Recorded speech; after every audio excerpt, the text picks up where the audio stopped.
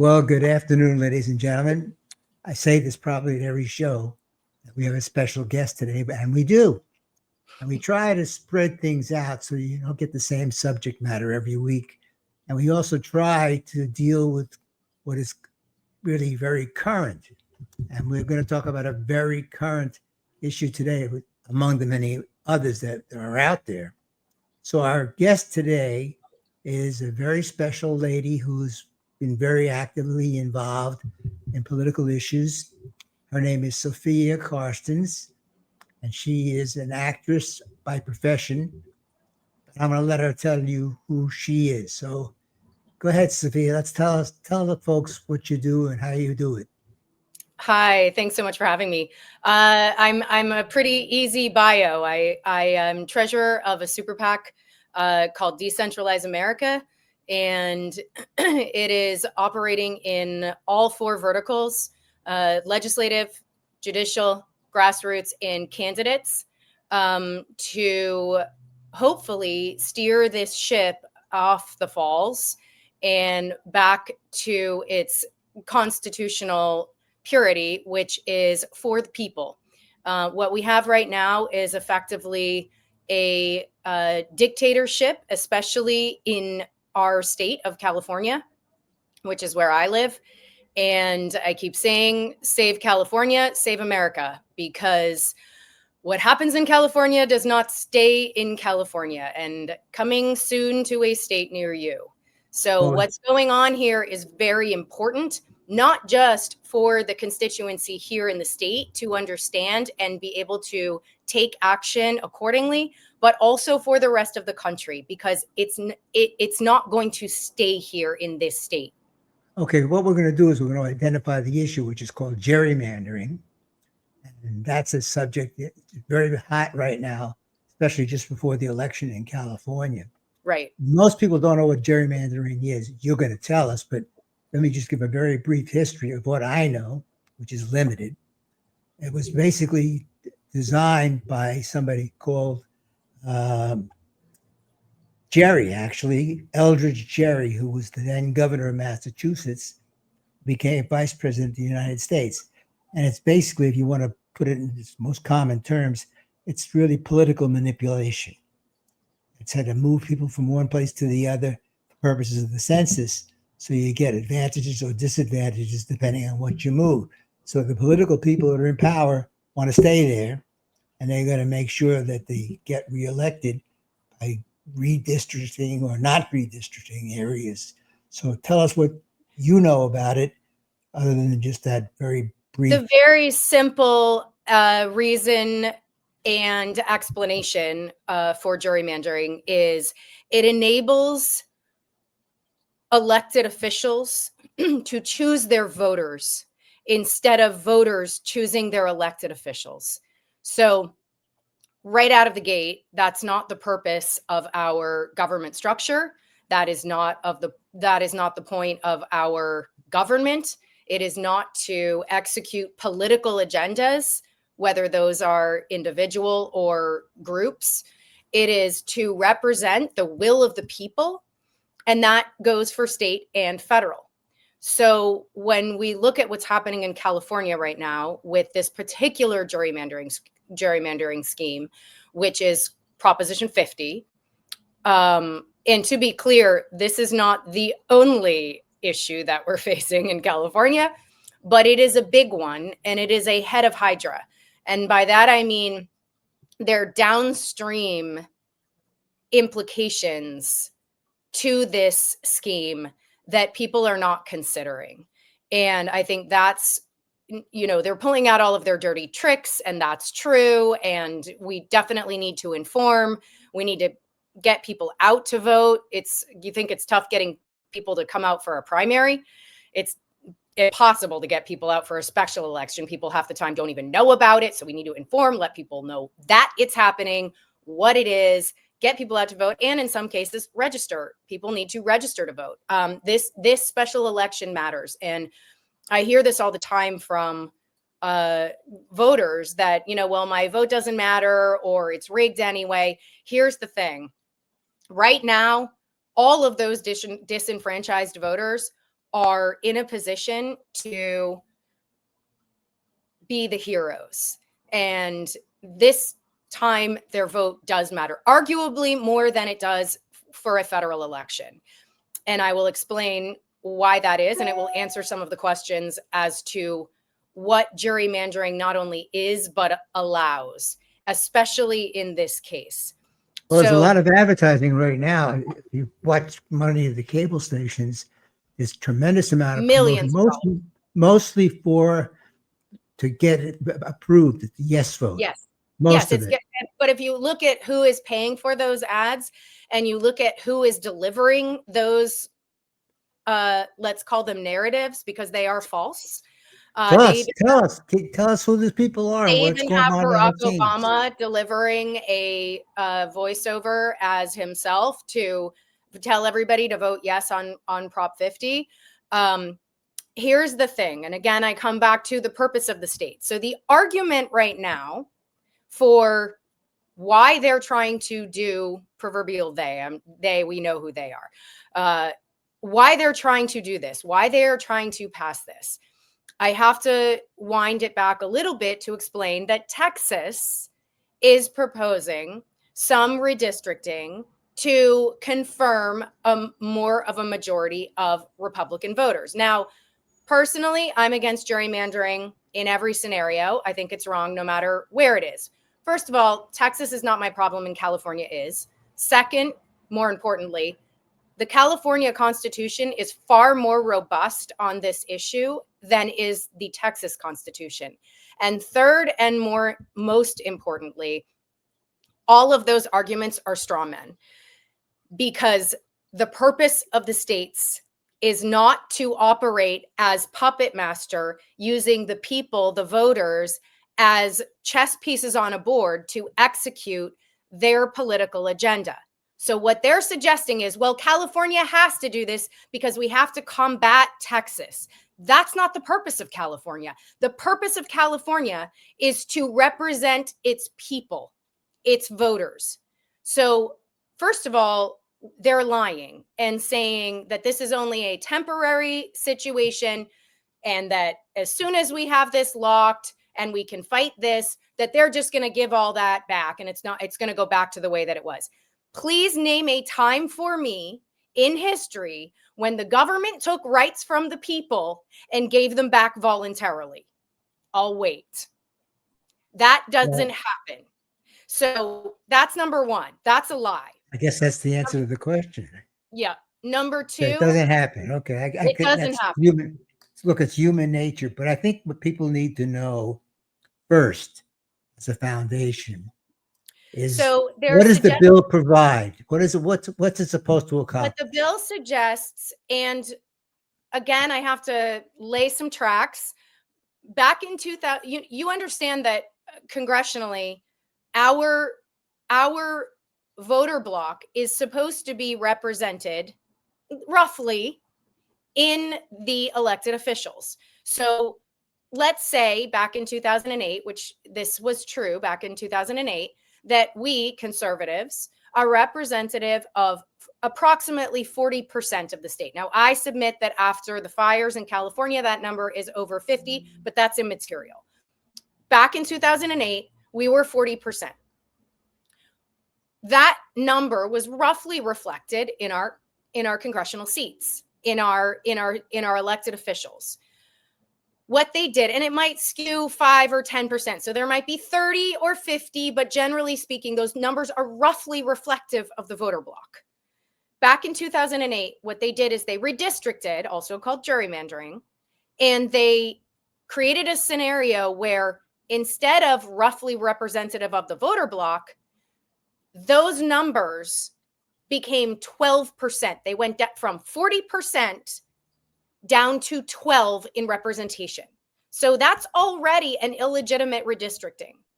What this proposes is to take away another 7% and bring us down to 5. And there's a couple things that need to be explained. Number one, they are trying to do this unlawfully because there is a rule that says you may not redistrict outside of the 10-year rule in the census. And the reason for that is we have to know where the people are, especially after we've had two fires that have massively changed where those populations are. Number two, they can't do that. They can't redistrict outside of the 10-year rule in the census without amending the California Constitution to make it lawful. They can't do that. They cannot amend the California Constitution without repealing the Equal Protections Clause, which they cannot do, full stop. So first of all, this is unlawful. So whether people are voting on something that's unlawful because they've hijacked messaging, they're lying, you should ask yourself, if they're so over target, why do they need to lie? And if these are the people who had the power and created all the problems that we're facing in California, from the disasters of the fires, post-fires, to the homeless problem, to the crime problem, why would we give them more power? The real question is, how do you get to the conclusion that it would be reduced down to 5%?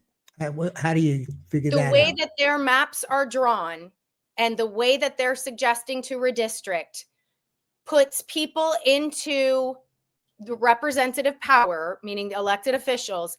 It would put them in a situation, as I explained at the top of the show, to be able to select their voters instead of the voters selecting their elected officials. So, for example, there is already talk of putting PAN into Congress. Now, PAN is the architect of the vaccine mandates in the state and the unlawful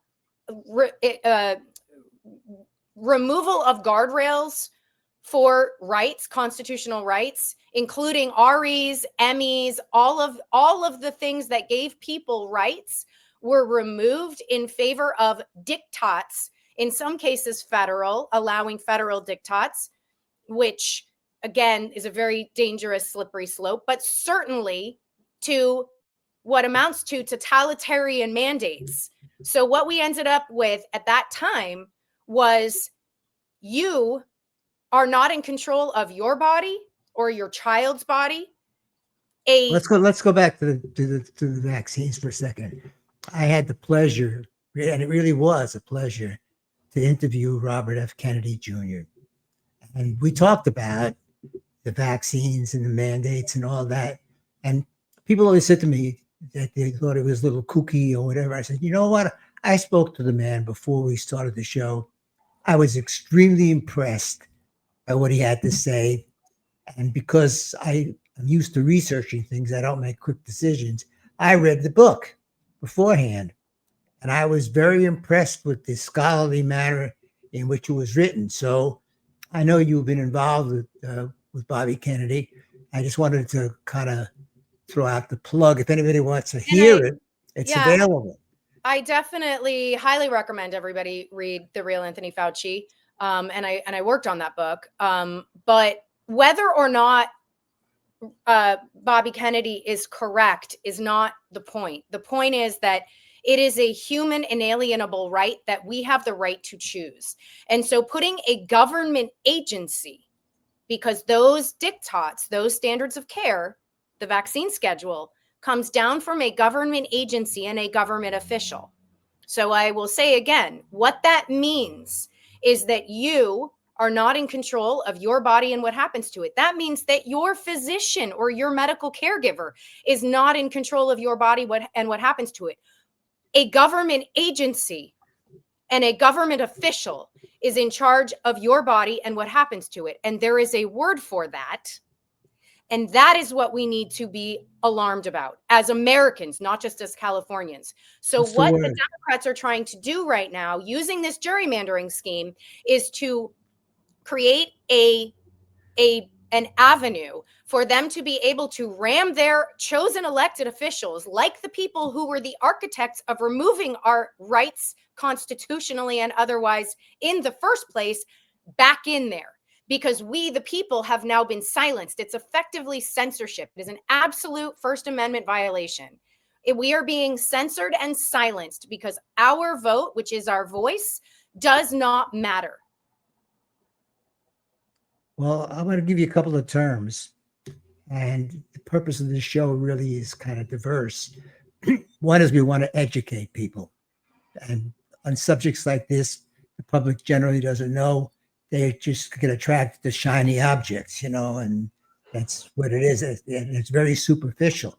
And I've seen that in the many cases that I decided, lawyers who think A, B, and C.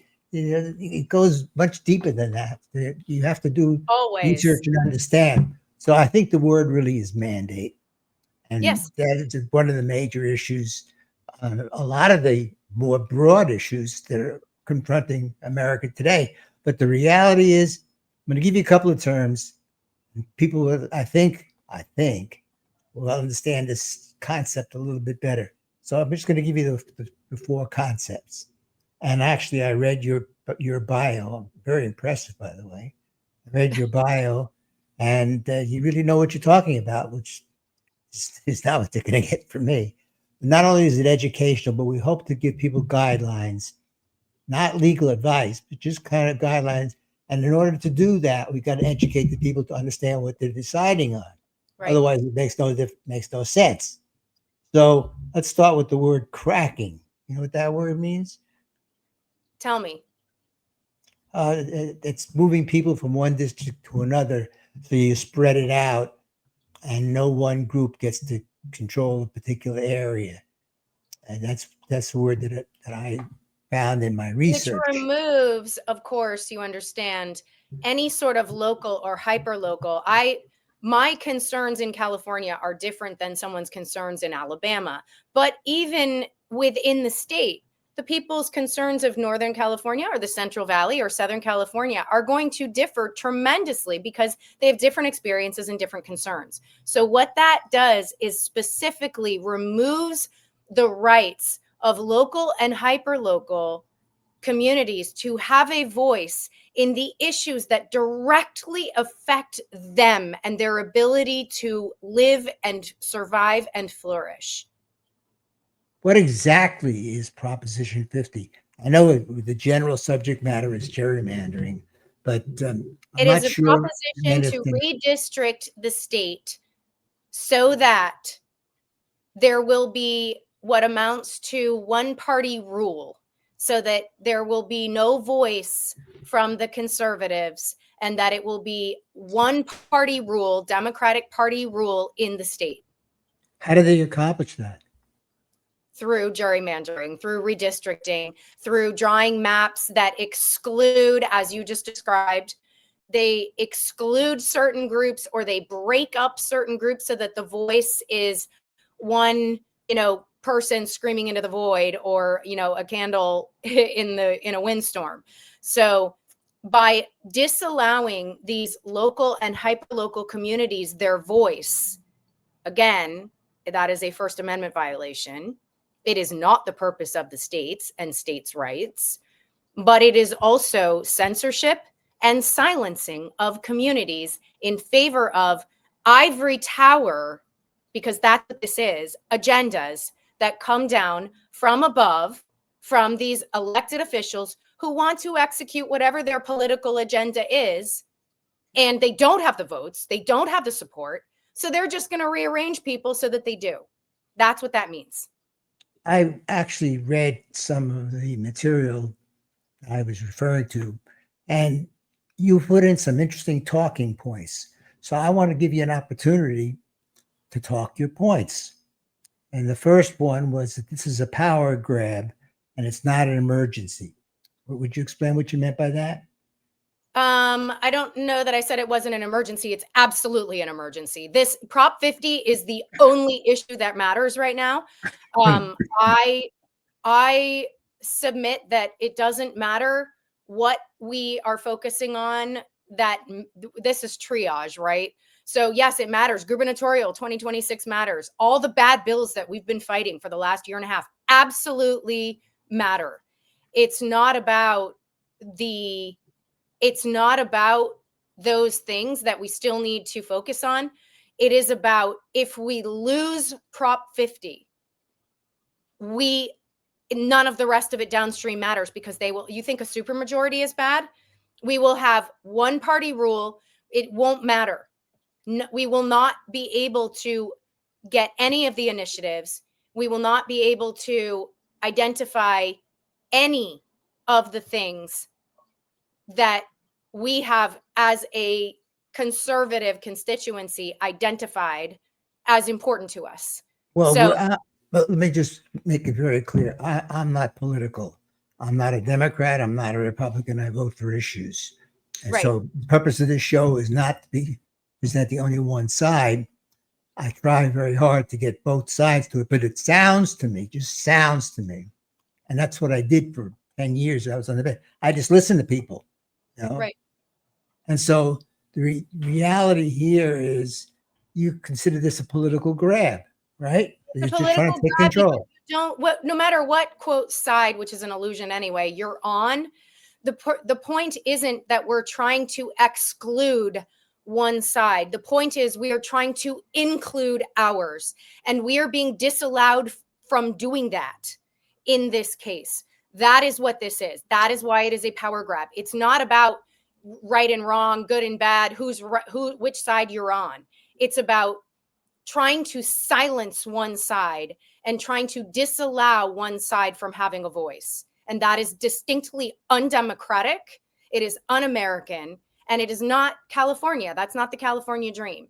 So when we're talking about this Prop 50, it is absolutely an emergency. It is the only thing that matters right now. Between now and November 4th, it should be all hands on deck, all things, all Prop 50, 24/7, all the time, because it really, everything after this does not matter if we lose this. So let me say something about practicality, because I practiced law full time for a long time.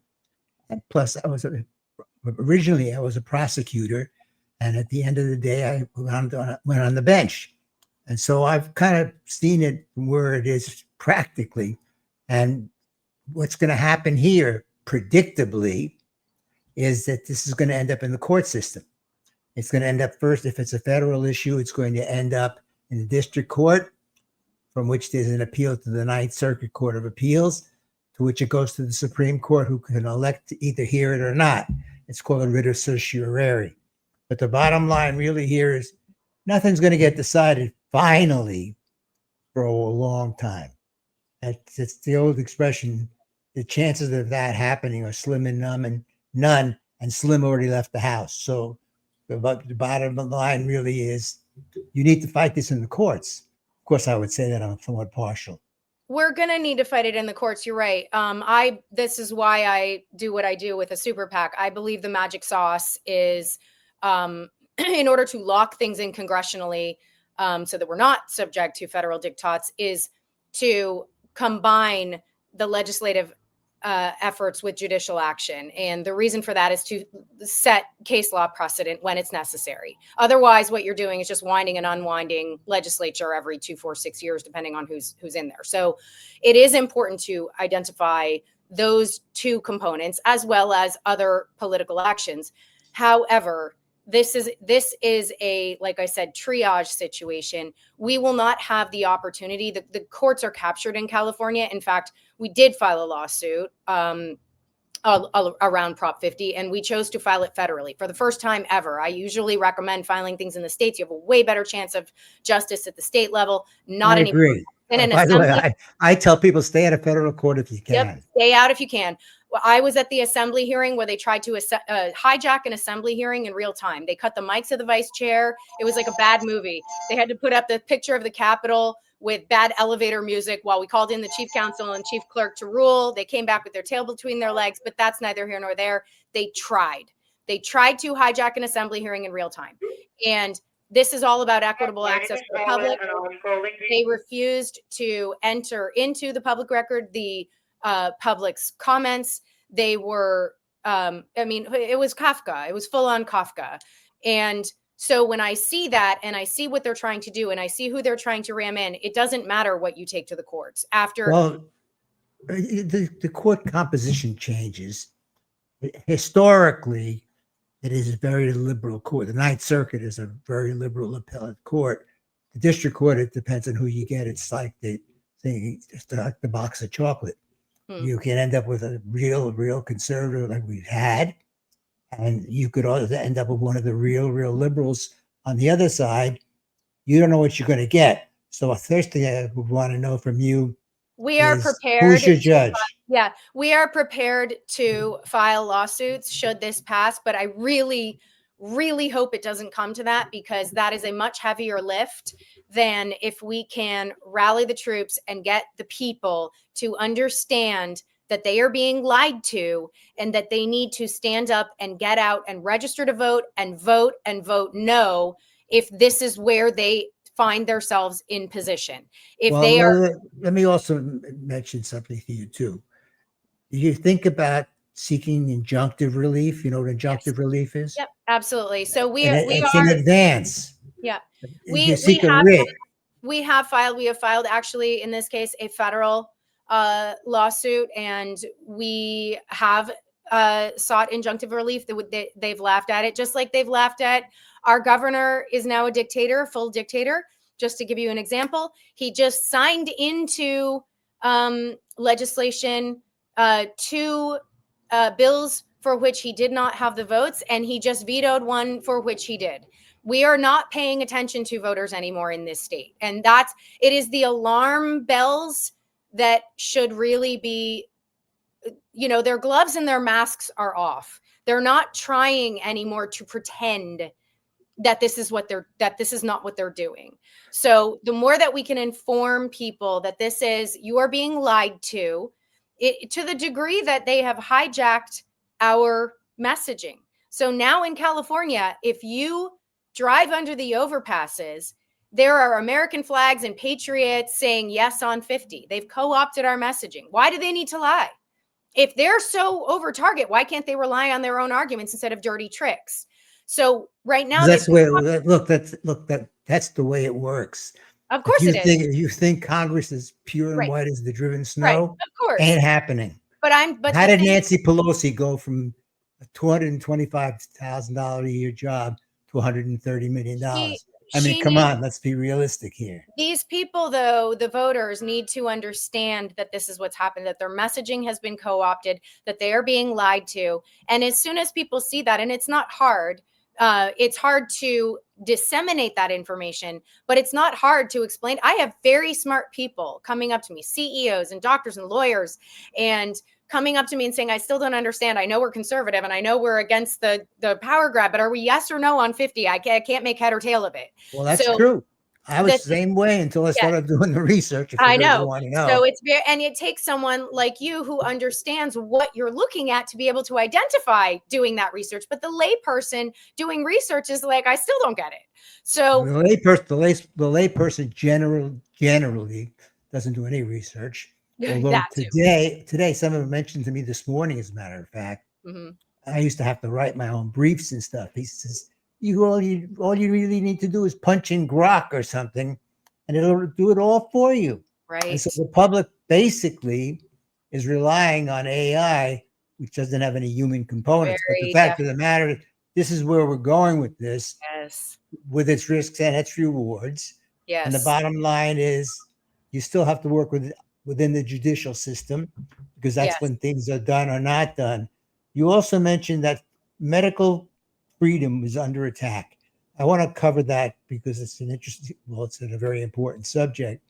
The issue of the mandates, especially in Florida and other places, is really at the front of a lot of our rights. Accomplish this, if they're able to gerrymander and ram their people into our elected positions in the state, then yes, medical freedom. We already have been under attack for some time, and we're already fighting an uphill battle. This will be a coup d'etat. There will be no more. People will just leave California, which I'm not unconvinced isn't the point. But people will not have any more even fight for REs, Emmys. There will be a dictatorial mandate for medical treatments that will include the childhood vaccine schedule, that will include God knows who else. and what else. Right now, the biggest issue that we face in California, believe it or not, even bigger than the vaccine issue, is the mutilation and medical intervention of children without parental consent.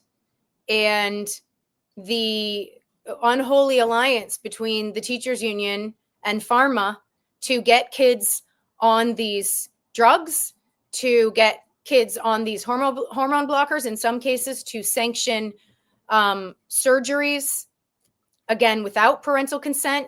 All seemingly unrelated things are not unrelated. So when we look at all of these bad bills, they seem like they're in a vacuum, like they're in silos, but you put them together and you realize, oh no, if we let all of these things go through, we're screwed. So 8495, which is an assembly bill that the governor just signed in, which is the legal state-sanctioned kidnapping bill.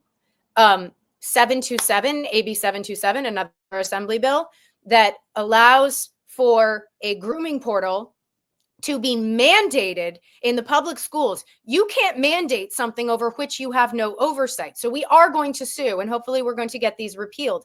But you can see how, when combined with SB 79, which is a Senate bill about density housing, and you can see when it's combined with prohibition of single family rebuilds in the fire area, you could see their whole 30,000 foot agenda and what they're trying to do. So medical freedom, yes, is under attack, but it's not just medical freedom in the traditional sense, like I don't want to get a flu shot, or I don't want my kid who already had a seizure when they were given the childhood vaccine schedule to have any more of those vaccines, or had stopped hitting markers, or whatever that is. In this case, it means that we no longer, with the repeal of the parental consent guardrails that were there to remove your child and make them a ward of the state without any evidence or any investigation, that they can now bring your child to have a trans surgery if at 12 that's what they decide they want, after being coerced and manipulated and gaslit into thinking that that's what they need, because they've been taken out of the home and put in a group home that is a ward of the state, and they encourage it, and now they're in total control of your child. So it is medical freedom. Let me ask you a simple question. You make some very valid points, and you do it very well. The problem is the public doesn't usually have an IQ that's greater than the weather. I'm not saying they're dumb, but they don't pay attention to any of this stuff, and they just follow the commercials and the endorsements and whatever. And I appreciate what you're doing, but are you just like yelling in the forest when there's nobody around? I feel I'll push back on that a little bit, only because I think people are smarter than we give them credit for. I think it's not so much that they're dumb. I think it's that people don't have the luxury of, being on the front lines to fight these things, or even taking the time to really investigate. And that is also by design. So when you talk about putting kids on these drugs in the schools, they target ESL, they target low income families, and they target single moms, people who do not have the bandwidth financially or otherwise to be able to push back. So what I would say is, no, I don't think we're screaming into the void, but I do think that we have to get the message out so that people understand that there is something that they can do. This is not one of those cases where it's like, this is not my fight. I'm worried about paying for gas and groceries because I don't have the luxury of standing on the front lines and fighting an ideological war. So I think that if we can get the information to the voters quickly in such a way where they understand this is your moment. I'll say it again, save California, save America. If you are able to just do this one thing, go register to vote if you're not registered. If you are, go vote no on Prop 50. If you do nothing else, do that. We will handle the heavy lift of the judicial and the legislative, and we will fight for you. That's why we've chosen this path. We're not going to ask you to put more skin in the game, but help me help you, Jerry Maguire. if the entire constituency that is against this, and by the way, my polling shows 70% of Californians are against Prop 50, full stop. But they have to get out and vote. They have to get out and vote. And if they're not registered, they need to register and get out and vote. We will take it after that. We've got you. That is why we're doing what we're doing. We're not going to ask you to put more skin in the game, but you have to go out and vote. Your vote matters with this one thing, maybe more than anything else in the last decade. Does this have anything to do with Proposition 50? Will it affect mandates and things of that nature as well? I'm saying go out and vote in the special election on November 4th. No on 50. That is what we're talking about. That is the only election that matters right now. It's a special election. It's on November 4th. So vote before then. If you're going to do mail-in, go register before then and vote. You have to, it's sometimes within 24 hours, but go register now if you're not registered, and then immediately cast your vote for no on 50. Again, we got the rest. But well, let me just make one comment. Actually, the thing wrong with your presentation is you're not passionate enough. And believe it or not, because people always ask me, when you make rulings and you have two parties, do you ever consider the presentation? And then whatever it is, passion does make a difference. I wouldn't say it's convincing, but it does have an impact. When you see somebody really fighting as hard as you're fighting, you got to believe that they believe that what they're saying is accurate. And it doesn't always work out that way. So what I'd like to do is give you an opportunity to tell the public how to get in touch with you, how to email or do whatever they do these days. I'm not computer literate, really. So do that. Best way to get in touch. So I am on social media. I'm on Instagram and on Twitter. I'm Sofia J. Karstens, my name, on Twitter, and I am Sophia J. London, like the city, Sophia J. Karstens on Instagram and Sophia J. London, like the city, on Twitter. And if you want to go to our website, it is decamerica.com, DECAMERICA.com. And if you need to reach me for any reason, I am Sophia at decamerica.com. It is, and my name is spelled with an S, so SOFIA at decamerica.com. Again, I would say that we can always use grassroots, we can always use support, but the most important thing that people can do right now is go register to vote in the special election on November 4th. Vote in the special election on November 4th. Vote no on Prop 50 for the special election on November 4th. And then we will then be able to have at least not a worst case scenario, worse than we already face right now, which is already an uphill battle. So that is the best thing that everybody can do. That is the most important call to action that I can say right now to all Californians. If you are 18 or over, go register to vote today, tomorrow, vote next week, no on Prop 50 in the special election on November 4th. I suppose you have to be legally in the country. If you were not registered prior and you were not sent a special election ballot, it's the only thing on the ballot. So this is a special election. It is only Prop 50. That's it.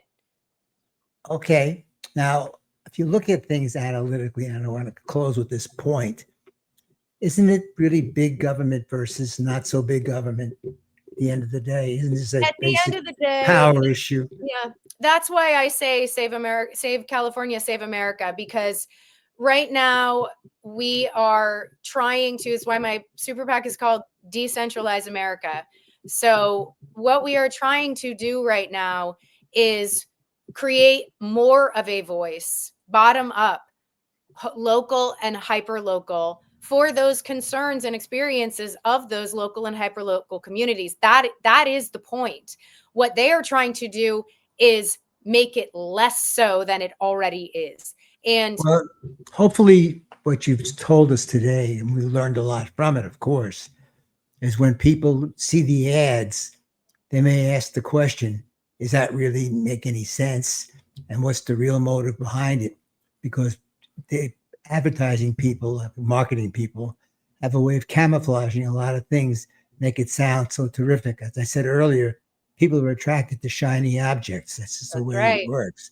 And so they have people working on promoting the And same tens of for them millions as you. of dollars that they've put into advertising, false advertising, to get these votes for yes on 50 so that they can execute their personal gain agendas. It's ridiculous. Okay.